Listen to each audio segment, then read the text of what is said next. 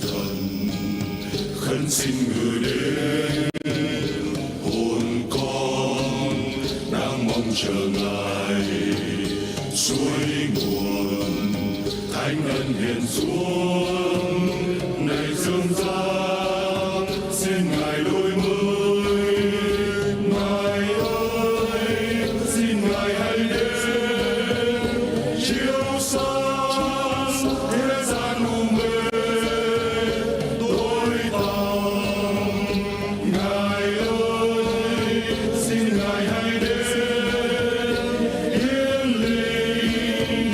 Ngài ơi, lạy ngài xin đến dẫn dắt chúng con trên đời.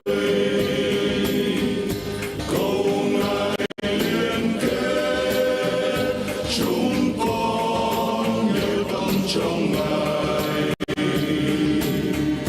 Cầu ngài ban ơn thêm sức kiên vững không lay.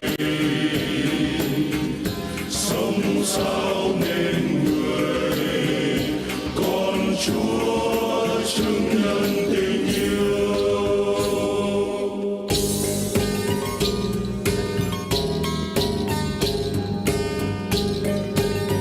Đi đến ngày lễ Vũ Tuần, mọi người đang tề tựu ở một nơi.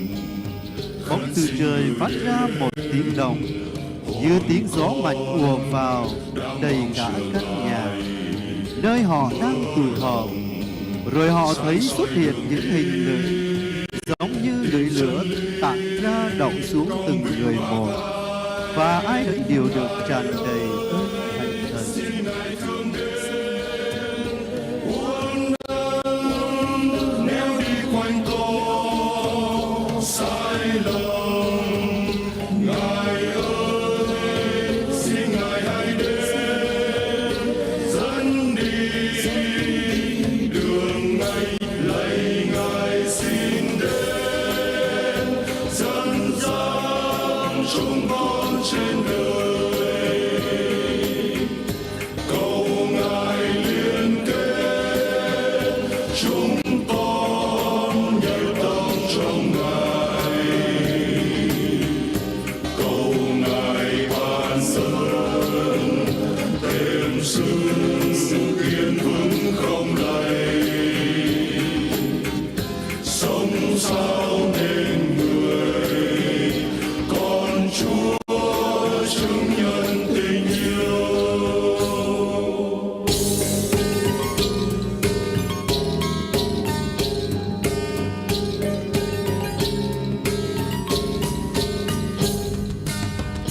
Thánh thần khấn xin người đến, hồn con đang mong chờ ngài dẫn về những trên lạc hướng về chung sống trong dàn thiên chúa. Ngài ơi, xin ngài thương dung chỉ lối những ai đi xa chưa về. Ngài ơi, xin ngài hãy đến. Ôi ngài ơi, lạy ngài xin đến dẫn dắt chúng con trên đời. Cầu ngài liên kết chúng con nhớ tâm trong ngài. Cầu ngài ban ơn thêm sức kiên vững không lay.